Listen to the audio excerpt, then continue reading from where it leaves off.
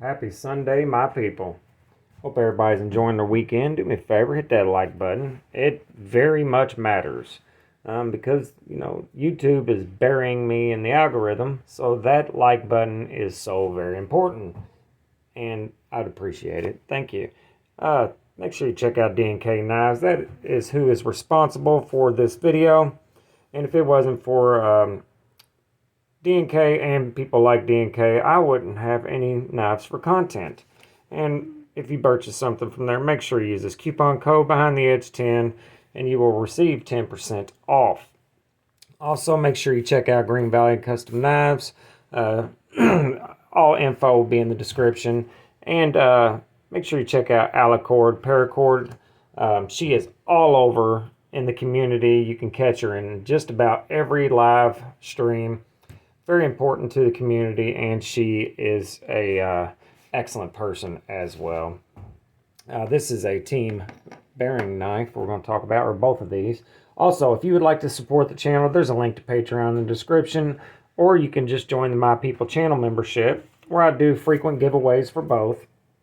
Also, there is the Super Thanks one-time dealio, if you're interested, and if you like the channel, make sure you're subscribed. I appreciate it.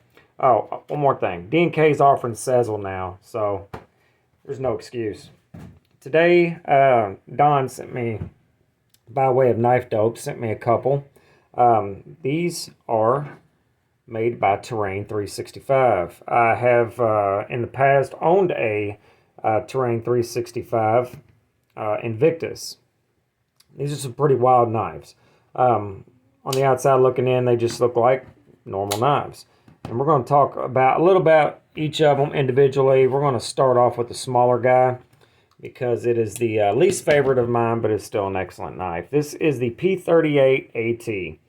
We have a 2.75 inch Terravantium blade. If you do not know what Terravantium is, it's basically not steel.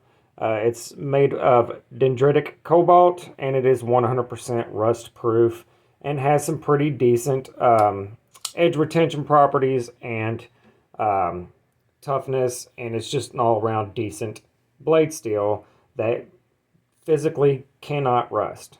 You can drop it in the ocean, leave it there for a number of years, come back, and it won't rust. So that's pretty cool. Other than that, I don't have a lot of experience with it. I know the Invictus I had, it was hard to get a very keen edge on it, and it would not hold that keen edge for very long, but it'll hold a working edge for an obscene amount of time. This knife is actually quite sharp. Also, we have ceramic bearings, ceramic detent, and a titanium pivot and titanium hardware, backspacer, clip, everything. So this knife is truly 100% rust proof, and that's Terrain 365's claim to fame. That's what they're about. Knives that are completely impervious to the elements. This guy has an excellent flickable action, drops shut, beautiful carbon fiber, wonderfully made. Now these are not made in the USA, even though the blade has USA on it. The Terravantium blade itself is made in the USA. The rest of the knife is not. I'm going to guess and say Riyadh, but I do not know that for sure, and the website will not tell you. It is very well made, though, so no big deal. I do, however, have a little bit of an issue with the USA stamp. Yes, the blade is made in the USA, but the rest of the knife is not. And they are transparent on the website, but I don't particularly care for that. Aside from that, it's great. Now, I'm not going to spend a lot of time on this smaller guy because it is not up my alley, but it is a decent EDC size.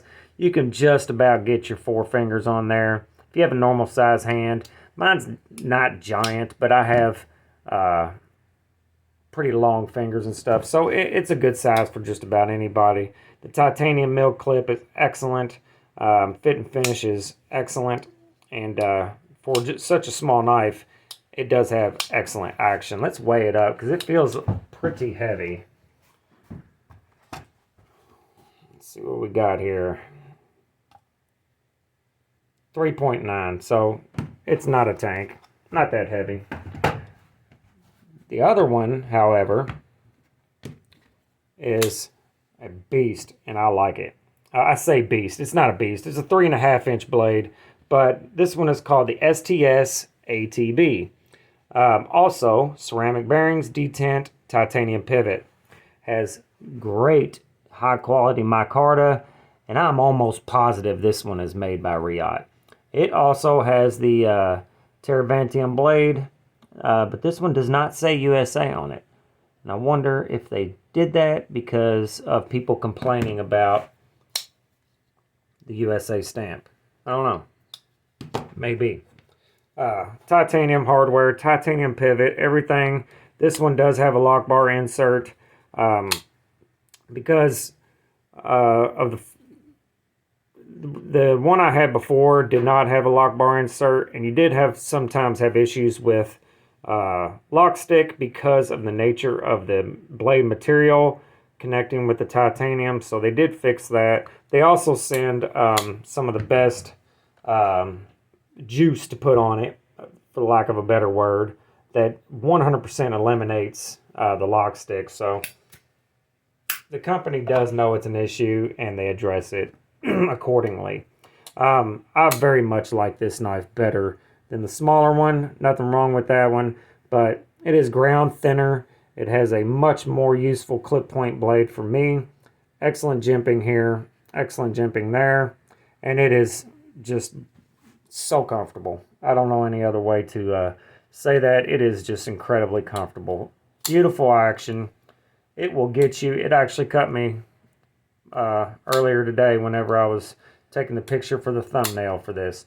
Oh, and on both of these, and I believe on all their models, the thumb studs glow. You do have to charge them in a light, but, you know, there's that. I don't particularly care for that kind of thing, but it's neat. If they put tritium in there, that'd be really cool, because then you wouldn't have to charge it. We have a captured pivot on this side, and that is a T8, and I believe T6 everything else. So, not the greatest as far as the size, but who cares? No big deal. There's no milling on it on the inside for weight reduction, but I don't think you need it. I think this one actually might be lighter than that one. No, but it is 4.1 ounces, so it is 0.2 of an ounce lighter than this much, much smaller knife. Sorry, guys, my voice is giving up on me, and I don't know why. On this one, we have the full-length back spacer. On this one, we have a little bit more open construction, but I do like this back spacer a lot. I like the jimping on it, and I like the way it looks. We do have a place for a lanyard on this one and not on this one. Now, Terrain 365 originally only had a couple models, but now they are kicking out a ton of models. This one here and the Invictus happen to be my favorite. This is an excellent, excellent knife. Again, I don't particularly care about rust prevention or rust proofness on my knives. I like a tool steel, and I don't care about the rust. I don't live in a anywhere near the ocean, anywhere near water, and I'm very careful about keeping rust off my knives. But I tell you what, if you live by the ocean and you work by the ocean, or you have the opportunity to be wet a lot or need to use a knife in a saltwater environment, man, these are right up your alley. They are very expensive, though. We are looking at $350 on each of these, roughly, give or take. So you're going to pay for that, but you're going to have a knife that will 100% punch back the elements and Mother Nature for a very, very long time, much longer than any of us will be alive. So they are great knives for what they were designed for, and these look pretty good too. So there's that. That's good. This is the only knife I have out here, so there's a size comparison that nobody's going to know nothing about, but anyway, there you go. that's probably all I got for you guys today. Also, I have some knives still for sale on my sales post. If you look in my video list, it was just a couple videos ago. Make sure if you're out shopping for a knife, check there because I'm selling them for less than half price. Very, very good deals. If you want to catch a good deal, check it out. All right, guys, make sure you go to each other, love each other. Remember, life is short, so don't be a dumb cunt. Later.